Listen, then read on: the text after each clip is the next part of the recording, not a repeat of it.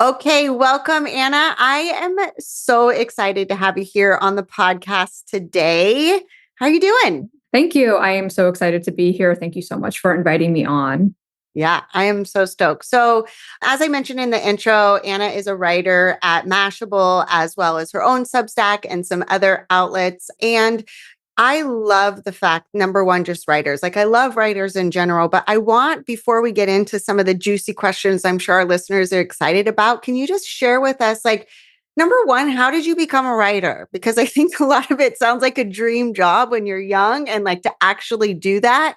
And then more specifically, how did you get into this realm of writing and writing on topics like queer issues and sex and relationships, and especially as it's related to tech? I want to hear all of the background stories around it. Absolutely. It definitely was a dream of mine when I was little. I was always writing. I wrote like little books and, construction paper. Yeah. And in terms of a job, I actually got into journalism in the side door. I worked as a social media editor first for a few outlets, and when I was doing that, I decided to freelance write on the side. Mm. And what I found was that I was gravitating towards stories about sex and dating and relationships. It was just an interest of mine. It definitely piqued my interest over some other beats. Yeah. And how I got my job at Mashable is that I had a friend who was working here at the time, and she said, "Hey, we have an opening for a sex and relationships reporter, and that seems perfect for you." And she referred me. And I went through the interview process, and the rest was history. Yay. I love it. So fun. And so you'll definitely have to, let's send a link for everybody to check out some of your writings in there. I think that they have been so helpful just for me understanding some certain things, especially as it's related to tech, because I haven't been on tech, especially when it comes to dating, because that didn't exist when I started dating my husband. So very useful and helpful stuff. Thank Okay, you. so today is June. It's in June. This podcast is coming out in June, and it is Pride Month. And so I would love to talk about some of these issues that are hot on your mind for Pride Month. And one of the articles I recently saw that you wrote, I think it was an article or a social media post about just this disbelief that comes up a lot of times when women specifically share that they're bisexual. And I would love to just hear more of your take on this and why that's even a thing. I know in your article you said other women or heterosexual women might have this disbelief, but from talking to so many of my bisexual friends, it's like everybody. Like everybody's like, "Are you for real? Is this really a thing?" So tell me a little bit about this topic in general. Absolutely. It is such a shame that women aren't believed in this realm. And it's interesting because I think bisexual people in general are not believed, perhaps because they exist in the in-between and our brains love black and white thinking. Mhm. They don't like nuance. So I think that's an element of it. However, I've heard when men come out as bi, a lot of people think they're gay. Yeah. Whereas for women, they think they're straight. So I think there's an element of like, you have to love men. There's something Yeah. there's something about being attracted to men that you must be, or at least like the lack of attraction to women.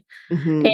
And I think that's part of it. But also a lot of bisexual women are in relationships with men. Not all of them. I'm in a relationship with a woman. Mhm. However, when people see that, there is an assumption that who you are with is who you are. Mhm. So some people might assume I'm gay. If a bisexual woman is with a man, they assume that they're straight and just saying this for attention or Mhm. clout. And in my article, I'm saying, what clout? What attention? I don't understand. Maybe they want attention at a gay club. Maybe they want it in queer spaces. And if that's the case, I don't understand why, quote unquote, lying about your sexuality will do. You're signaling that you're a part of the community. Mhm. So that's an element to it. Yeah.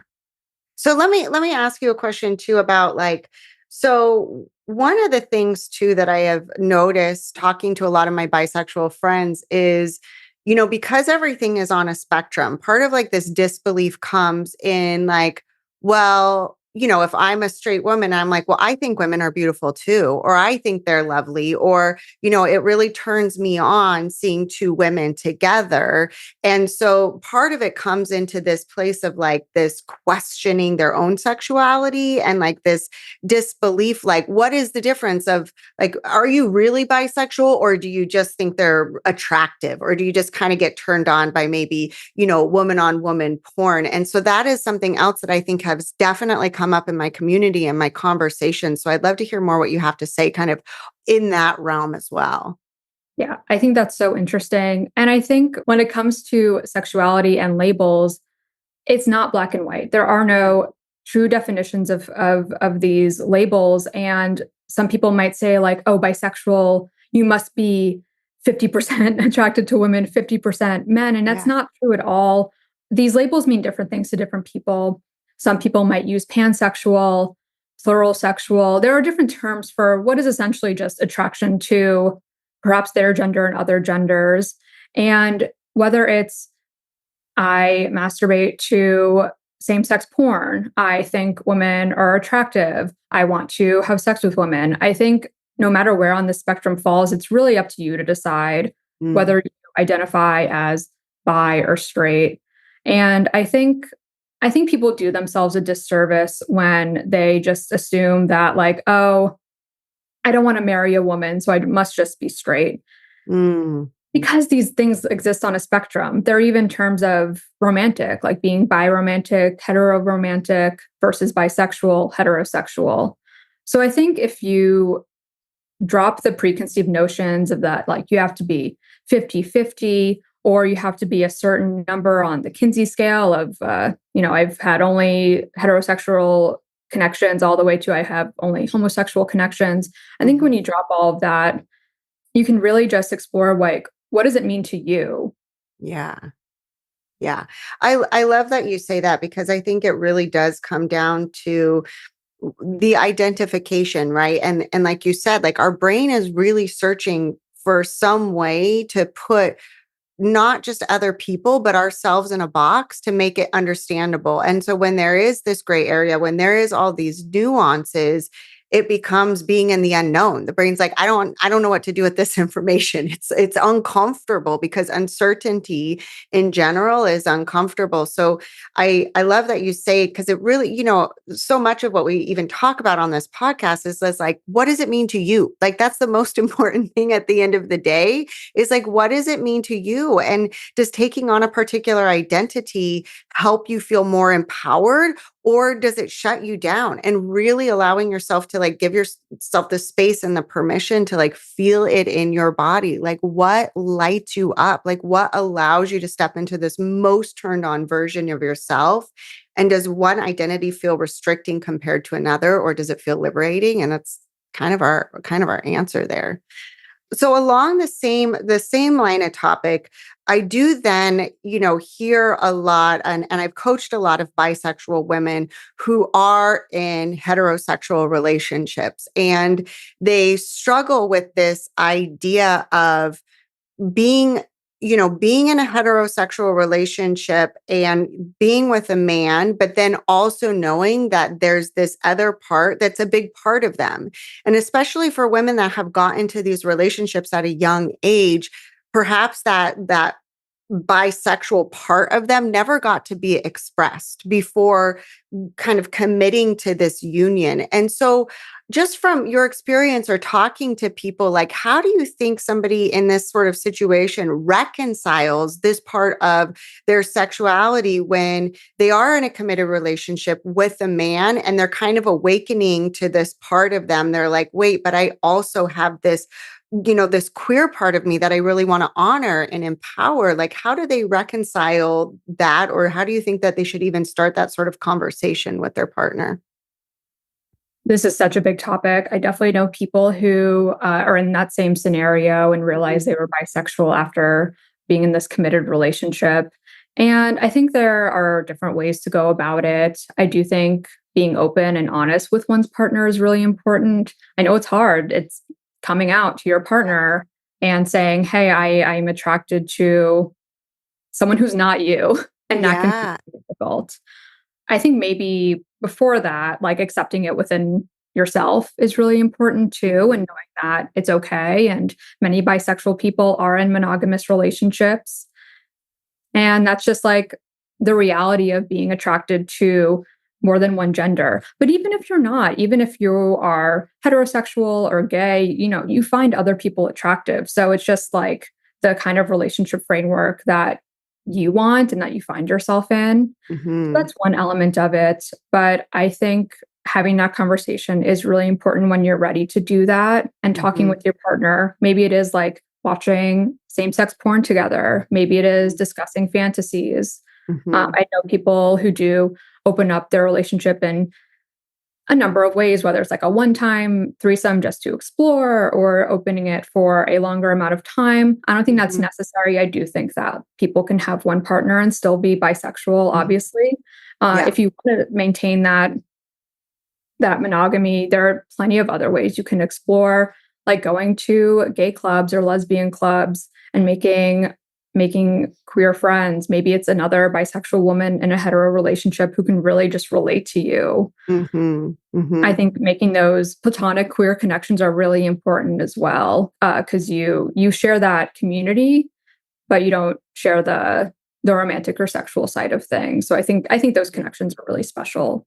Yeah, I love that you said that. And I love that you just pulled in the part of it. Like, it is also about the fact that not denying that we're as humans attracted to other people outside of like this long-term monogamous relationship, right? And I bring up so many correlations that we do. It's like, why do we put this particular thing in a box? Like, why do we make this so different compared to everything else? And I definitely think this is a unique situation, but bringing a little bit of levity to it of, I'm also, in a heterosexual relationship and attracted to other men. I'm attracted to other people in general to help, feel a little bit more at ease.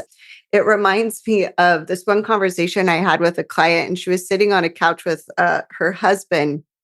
And she had this moment. She was watching Outlander. This was a number of years ago when Outlander was really popular. And she was looking at, I don't remember what his main character is, but smoky, steamy session, Mhm. like session with this guy, and so attracted and so turned on. And then she just kind of looked over at her husband and just like, you're not the Outlander guy.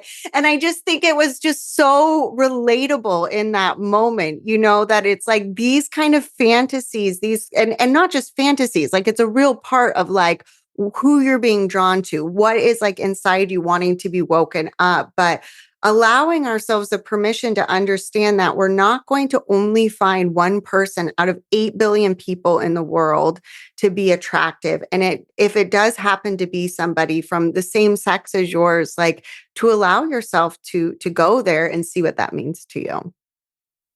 Absolutely. I do think that society is starting to accept that, like, it's Yeah. okay to accept that you're attracted to someone other than your partner. Maybe some faction of society more than others, but like I know you say this, and the coach Carl Lowenthal also says this. It's like we like the way our society is structured. One person is supposed to be like your lover, Yeah. your best friend, your roommate. Like they're supposed to be Everything. all these different things, and sometimes we do fantasize about the Outlander guy, and it's fine. Yeah. Yeah, exactly. Exactly.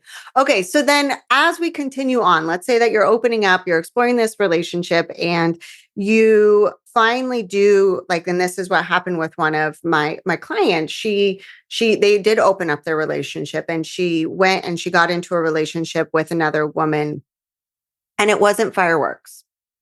It wasn't that great. And to her, I think there was so much pent up, like, this is what I really want. This is what I want to be with. And this association of like, I know what I like. I know how my body works. So of course, like it's going to be easier. I'm going into this like with a understanding of female pleasure, an understanding of their body. And it just wasn't that great. And it was rather disappointing. And it kind of sent her into this spiral about how Like, what does this mean? Like, does this mean that I'm actually not bisexual? Does this mean that I'm not actually, all of the things associated with that? So I would love for you to talk a little bit about like when you've identified whether it's queer, bisexual, anywhere where along the spectrum, and then you're finding that the sex with your same sex partner isn't great. Like it is not really what you were hoping for. And then you have that added layer of I should know how to do this because it's like my body. Yes, I'm so glad we're talking about this because I think online there is the perception that queer sex is perfect, like right off the bat, you're going to go at it for hours, it's going to be amazing. And perhaps for some people that is the case, just had you have that instant chemistry and you work. But for many people, just like heterosexual connections, it might not. Even though you might have the same body parts, that doesn't mean you get turned on by the same things, by the same movements work for you as they do for the other person. You like the same toys. You can be completely different in all of those areas, and you need communication. That's one element of it. There's also lack of sex education, which runs the gamut of different areas Yeah. of sex. We're not taught about gay sex at all, let alone like that we need communication and that there are different toys and different kinds of sex. There's intercourse, but there's also outer course. We're not taught things like that, many of us Mhm. at least. So Yeah. there's Yeah. that too. Other things that can get in the way are our emotions. Big one is shame, which exists in mm, a lot of sexual connections because of how society handles sex and having sex outside of marriage and things like that. But I think this shame can be compounded for queer people because many of us are taught from a young age that it's wrong. Yeah. And even if we don't believe that anymore intellectually, it's still deep down there, that shame. So I think that's a part of it. There's also the shame of doing it wrong and having these desires, but it not feeling right and it not feeling good. And the fear of what if I'm doing this wrong? What if I actually don't know myself? Yeah.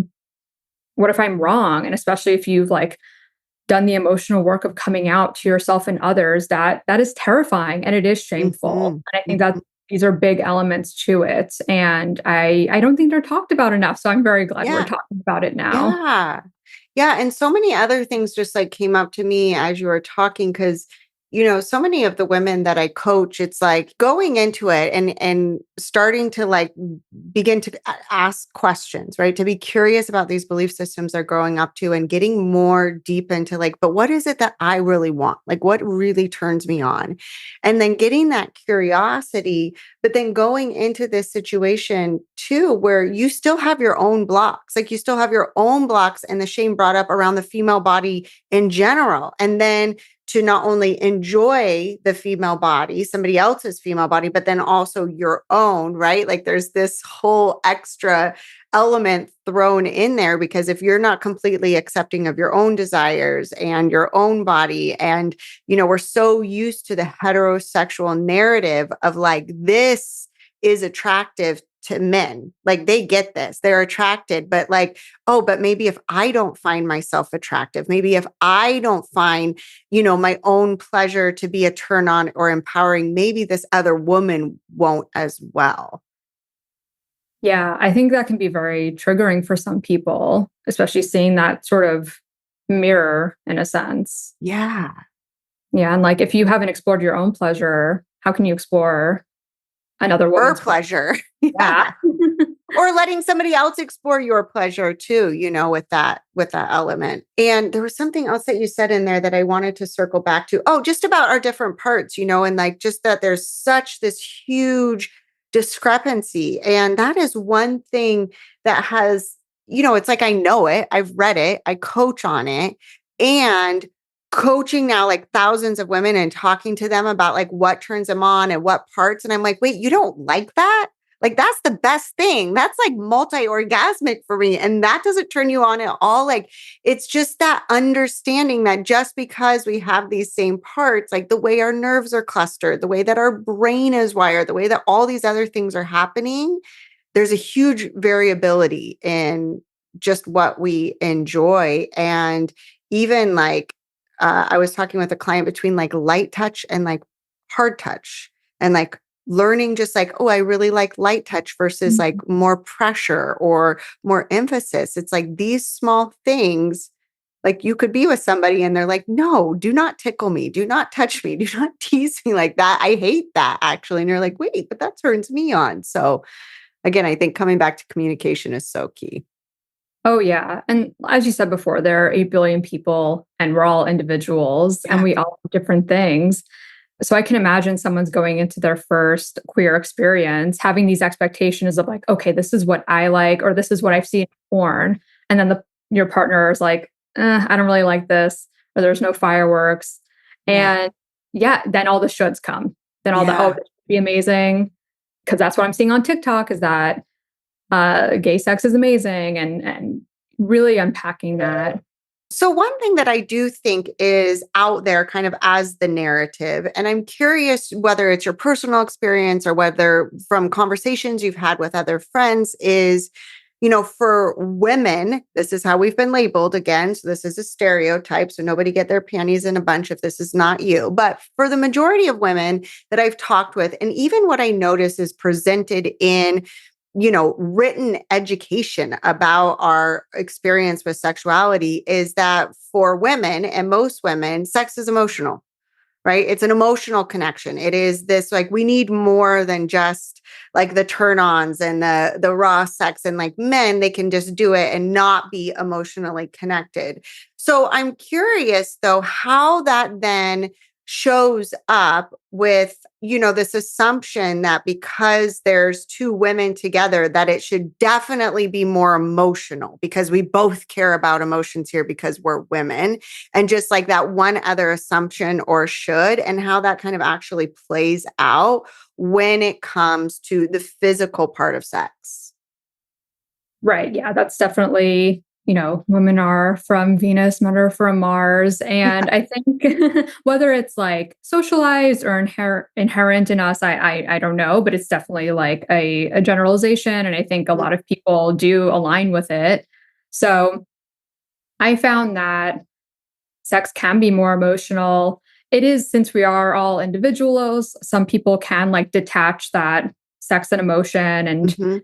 maybe they're more just into hookups, or maybe they're even on the aromantic spectrum and they don't really have romantic feelings at all. Yeah. Whereas some people can be more on the asexual spectrum where they really care about the romance more than sex. Yeah. And I think in terms of gay and lesbian stereotypes, of course, they're generalizations, but the lesbian stereotype is the U-Haul where you go on a few dates and then you move in together. It's that connection. I've never heard that reference before, but I mean, in Portland, it's like you go on a few dates and then you buy a Subaru together. So I, that's, I haven't heard that. That's yeah. hilarious. Well, we live in the Pacific Northwest over here. So that's the joke my lesbian friends have. I love that. Whereas for gay men, it's like you go on Grinder and you hook up with the stranger who's like 10 feet from you. So I do think some people do fall into those categories, but I think it's a wide range of people, of women who want more emotion in their sex and do have that connection and do want Yeah. something more than just a hookup. And some, like I think of the character Shane from the L Word, her Mhm. thing is like just having sex with as many women as possible. Yeah, yeah. And I'm glad that you bring that up. And I think, what I would think with all stereotypes, right? Where it becomes harmful is when we're really holding ourselves up like up against that stereotype, like this is how it should be, and I can just imagine not just like the physicality of female pleasure and like, oh, this isn't great, but if it doesn't feel emotional right away, if it doesn't have that like connection right away, oh, then it's not meant to be. Oh, this isn't going to be my person, because it's that extra added layer, I think, that can be put on these kind of relationships to make it more stressful and more of a should, that can create that jump to a conclusion of this must not be right then because it's not that and it should be. Totally. It goes back to the black and white thinking. And I think social media and maybe dating apps, I don't think they help this because, Mhm. especially I'm in New York City, there's a plethora of people in general, and then, of course, queer people. And there is a sense that I've heard, and when I was single, I experienced myself of like, oh, there was this one thing I didn't like about this person. I might just like swipe on the apps because I can find someone I'm even 10% more attracted to, or maybe Mhm. they are like 10% cooler or more interesting. There's a sense that this person wasn't perfect. I can Yeah. somehow find the perfect, even though intellectually we know that perfection doesn't exist. Yeah, yeah. And I love that as a little segue into tech because I do want to talk a little bit about tech and especially these dating apps. And I think that you brought up something so poignant with how it is out in the dating world and how easy it is to just like swipe past somebody if they don't match like your mood board for the month of exactly what you want. So how do you think that people can kind of move past that or really create more of an open mind to being able to date in this world and getting to know somebody? You know, of course, having these expectations, but where is it that we kind of draw the line so that we can have an open mind and give ourselves permission to find out more about somebody before we literally swipe past them? This is such a great question. I think one tactic is to go on more than one date with someone, Mm, uh, even if you didn't feel that spark or that connection. And Logan Yuri, who works at Hinge, I believe her title is Director of Relationship Science, hmm. talks about this a lot, like giving Yeah, someone a second chance, or even a yeah, third and fourth chance. Of course, if yeah, they are respectful and there are no like big red flags. If there are red flags, fine, don't see them again. But if it's yeah. just a matter of like, oh, I'm not super physically attracted to them, or oh, they did something with their napkin that I didn't like, so now I have the ick. I think we need Yeah, to move past those a little bit and yeah. recognize that they're people and we're a person too, and we have our own quirks and idiosyncrasies. And I think with social media and dating apps, but social media in particular, with all the filters and Mhm. showing someone's highlight reel, I think that we forget that some people are just people and they don't perform Yeah, 24/7. Who shouldn't? That shouldn't be yeah, how it is. yeah. So I think that's one element. And maybe giving yourself a limit to how much you swipe a day and maybe saying like, hey, I have these conversations going. I'm not gonna swipe on new people until I go on at least a few dates with the people who are already Mm, like in mhm. my chats. Yeah, I think those are ways that we can be a little bit more intentional with our dating. yeah, I love that, and you know what? Again, I mean, most people know from listening to the podcast, it's like my husband and I have been together for 21 years, like a very long time, and Congratulations. thank you. You know, I think back to like when we were dating and it was, you know, it was different. We had the privilege really of being in a community where we got to know each other. Like had I had the ability to swipe, I would have swiped easily on him. Like there was so many boxes he didn't check, right? Hopefully he can't hear through the wall right now, but there were so many boxes he didn't check at first, but there was consistent places that we were interacting, consistent places that I got to know more of him and not just like that image or the first look or that first attraction. And I am so grateful that I got to get past that kind of stuff because of that, I got to find the love of my life, and this person that I felt so connected to. And had I not given it multiple times, not just to get to know each other, but then even multiple times on the first few dates, I would not have been where I am now. Yeah, I think, and in terms of dating apps, that's what they're made to do. They're made to keep people on them. They're made to make money. And I know that they don't like to talk about that. Yeah. And I've talked to some dating app users and they're like, no, no, no. But there's so many couples that have met on them, which is true. But Yeah. at the end of the day, they're businesses and they Right. want users. So they're not in the best interest of the singles who really want a great connection. Yeah.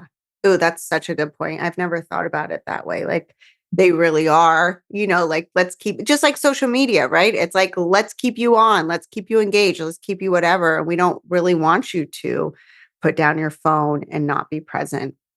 So on that same realm, like this not being present and social media, I think that you wrote something about loneliness in general, about friends. And I just love this topic of loneliness in general in the realm of social media, because I find that so many people, especially if they are in a relationship, can be with their person. They're with their person day in and day out, or, for a number of hours, and they feel lonely. They feel lonely in their relationship. So I'd love for you to speak a little bit about this idea of loneliness when, really any other time in history, we haven't ever been connected even to this many people. Yeah, it's such an interesting topic. And we are communal creatures. And I think we do need more than one person, Yeah. uh, whether it's friends or family. And I do think that physical connection is really important. And for some people, it's not possible to see their best friends or their families in person all the time, which is a shame. But I do think it is important to, when you can, seeing them in person, because Mm-hmm. according to the folks that I spoke to who are friendship experts, seeing someone online, especially if it's text only, it doesn't do the same thing as Right. a face-to-face interaction. They did say face-to-face is best for curing loneliness, abating loneliness, Mm, but next is a phone call. Like even yeah. just like a voice to voice, hearing someone's voice, I'm sure we all related to in the pandemic or lockdown rather, it can do a lot for someone Yeah. rather than just like texting them or emailing Yeah. them. Yeah. So I think that's a great way too. Like even if you haven't seen a friend in a long time, even if you're local, I people have like crazy busy schedules. Say like, "Hey, can we just get on the phone for 5 minutes?" I think that can do a Mm. lot to keep you a little bit more grounded and say like, "Oh, hey, I do have connections even if they're not with me in person all the time." Yeah. Yeah. I think that's such a good point. I mean, my friends and I, we mostly do audio text messages back and forth. And it's something about like hearing their voice and hearing their tone and like, oh, that sounds so hard. I'm so sorry you're going through that versus like, that sucks. Like, cry face Yeah. emoji. It just feels totally different. So then I would love to keep talking though about loneliness, like even when you're physically with somebody.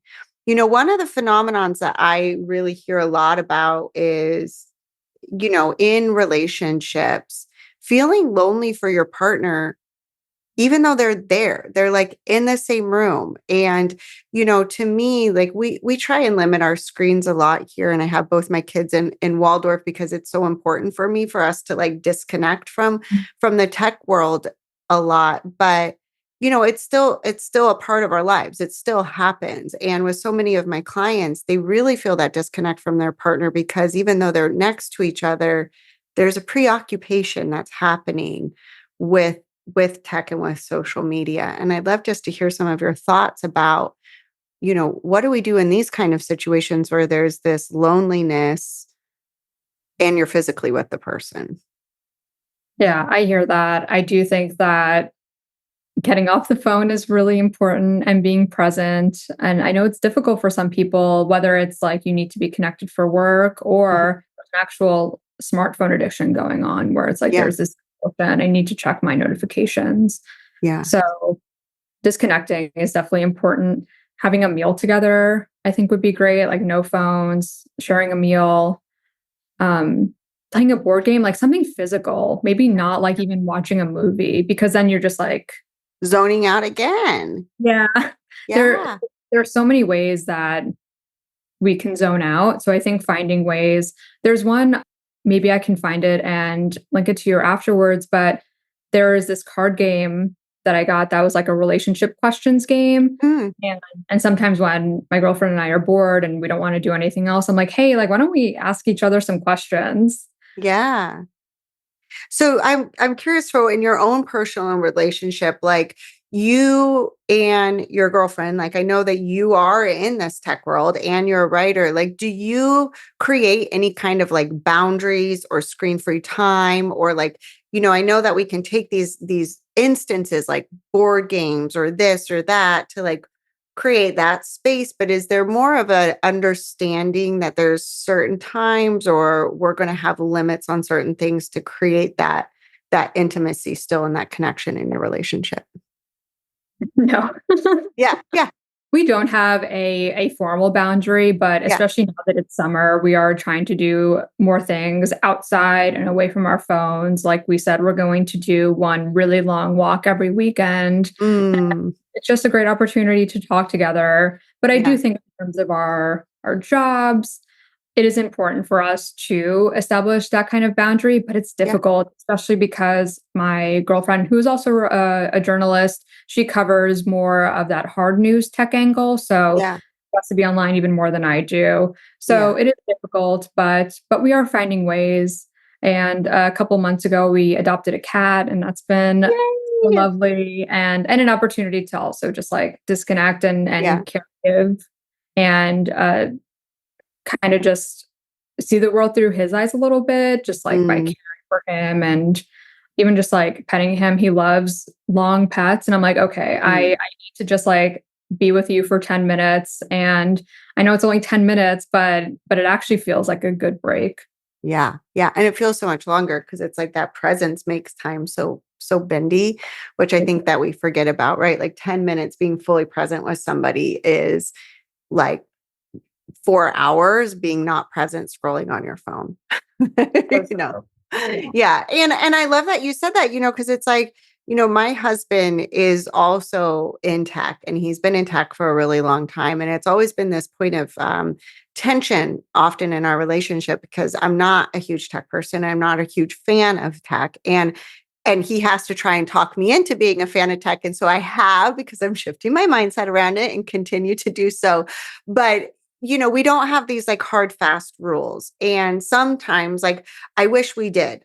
Sometimes it's like I do think that it's something that I would love to always continue to have conversations about and revisit because when we do have some sort of guidelines or some sort of rules, especially for somebody, on the side like me and for him, right, to have expectations where you don't feel like you have to be on the defense and you don't feel like I'm like, put your phone down again. Can you put your phone, like if it's just decided, then it's like, oh, no phones at the dinner table or like no phones in bed. And I think the one rule we did decide on a while ago, and we've been both pretty good at keeping it is just no work in bed. Like when you're in bed, there's no scrolling for work stuff or being on Slack or texting or anything like that. And it's like, that's been, it's a small thing, but it does make a difference to just not bring work to bed unless I have a migraine and I have to bring my laptop into bed because I don't want to be in my office. But Mm. yeah. Okay, so tell people where they can find you, where they can find your writing and all of the good stuff. So if they want to hear more about what you have to say and on these issues of tech and queer issues and sex and relationship and all the juicy stuff, where can the people find you? So I have a website, which is annaivini.com. I'm sure the spelling will be in your description notes. I have a Twitter. I know it's called X now. I still call it Twitter. Yeah. It's Anna Rose Ivini. Rose is my middle name. Yeah. And my Substack is called Disintercourse. So I think you can find it at Disintercourse. It's just like discourse with inter in the middle. Yeah. I will, and I will link all of that stuff on there for everyone. And then one question that I love to ask all of my guests as they come on, Mhm. what do you think would change in the world if more women were pleasured? Wow. It's such a great question. I mean, so much good would happen. Mhm. I think there would be more creativity because I think sexuality and sensuality breeds our creative minds as well. It's Mm. sort of like like the physical creation that can come from sex. It also engenders creation in our minds. So Mm. I think there'd be more art in the world. I love that. Yes, please. We need all of the art. Okay. Thank you so much, Anna, for coming on. Okay, everybody. As always, it's been my absolute pleasure to be with you here this week. I hope that you took away some juicy nuggets about how to, navigate relationships, especially if you are supporting somebody that is a bisexual woman or you're coming out yourself as a bisexual woman. I hope that some of these things gave you a little bit of inspiration to be able to step into your fully turned on self, but also, as always, question these beliefs, question these binary beliefs that we've been brought up question the boxes, the stereotypes, and really find exactly what is right for you and what feels like liberation in your body. Talk to you next week.